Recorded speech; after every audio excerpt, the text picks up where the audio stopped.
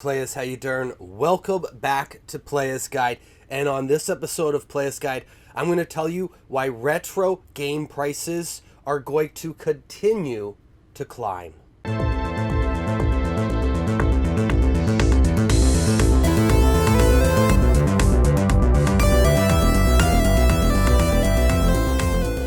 Now you might be saying right now, Ted, what are you saying? A few episodes ago, you said that the market is going to cool down in 2022, maybe even 2023. Well, I still think that, and I think overall prices will continue to go up, but I do think that we are going to see a dip or a cool down, but that doesn't mean that things aren't going to continue to climb. I think eventually they will pick right back up. We're just not going to see the momentum that we've seen the past 3 years in the market. It's not sustainable at that level. So while prices may continue to go up and climb for some of the hotter consoles, there's some that are going to see a cool off. But long term, they will continue to go up over the next few years. Just won't see the momentum they've seen in the past. Now I'm going to tell you why. I got a few ideas why the retro market is going to continue to climb, but maybe not remain as hot as it is.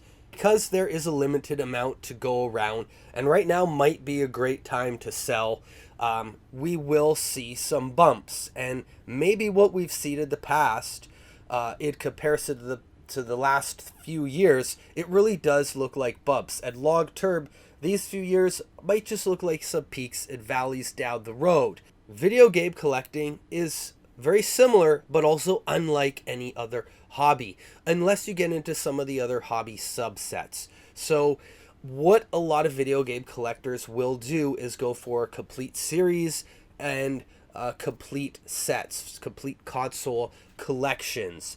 That's generally the pattern for most collectors, other than people who just collect what they want or want to play. But if you're really, getting in deep into collecting, that's something that you've probably thought about, or you're probably doing, or already have some complete series sets or complete collections in your game collection already, or those are goals of yours.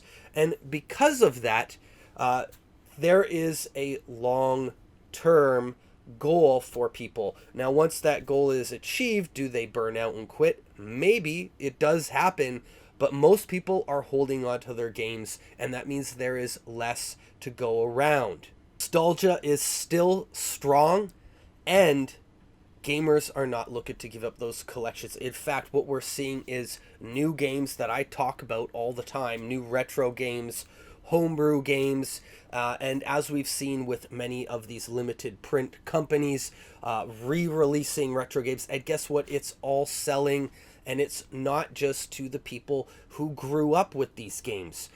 New collectors and gamers are being reintroduced all the time. Nintendo is doing a great job of this with many of their legacy franchises, and they have built just that, a legacy which gamers can really relate to. So both young and old gamers are being introduced into the retro scene or past generations of consoles as new collectors with the nostalgia factor heavy set on them are entering the market.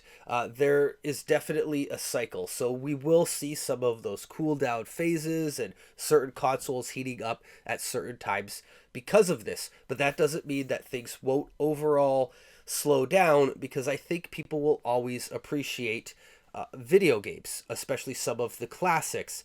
Now that goes back to what I said before about video games being unlike anything else. While this may be true, there is a comparison that can be drawn with collecting for other hobbies, and that is generally some of the older and more collectible stuff at that time has just gone up in value. Well, there are some of the more common and older stuff does not hold a ton of value. So we will see some of that with some of like rare NES games and then really common sports games on different consoles like NES, SNES.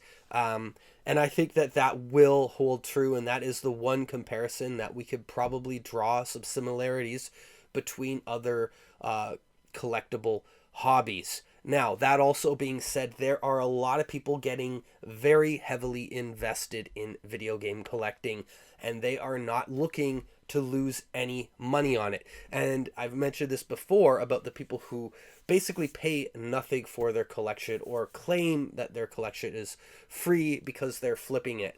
And because I see so many people making this claim, and you almost have to support your hobby with some form of reselling on the side in order to really get ahead with where the prices are at. I completely understand that and agree with it.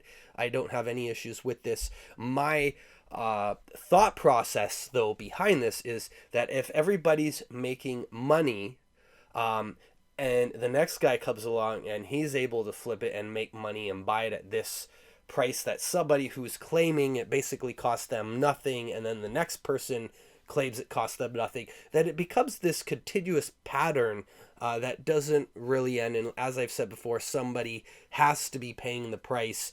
And I think some people certainly are, whether they want to admit it or not. That is definitely happening, and that is also contributing to the inflation of prices. Essentially, we're just buying the games back and forth off each other, if that's really what's happening. And for me, once a lot of the stuff finds its way to me and it's something that I have a goal set for, it stays in the collection. It doesn't go anywhere. But duplicates, extras and stuff, definitely use those to help fund the games that you really have your eye on, because somebody else might be after those other titles. And I think it is a good thing that people do that, because they don't just help themselves, they may be helping other people in the video game collecting community as well.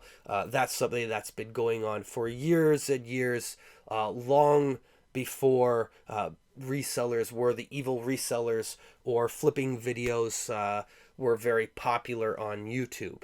And because you're either collecting the games and not letting them go, you feel as though you're invested in these games, you love these games, or you're continuously flipping these games, that is why the market is going to continue to rise. So if you're holding on to your games, you're investing in games, you're enjoying playing games, and you're flipping, reselling, getting your games for quote-unquote free, well, guess what? This is all fueling these bumps and jumps that we've seen in the video game collecting markets. And, toss in some video game consoles making recreations and legacy collections, as well as a nostalgia factor, as well as new retro games to draw in a new audience and keep the existing audience entertained.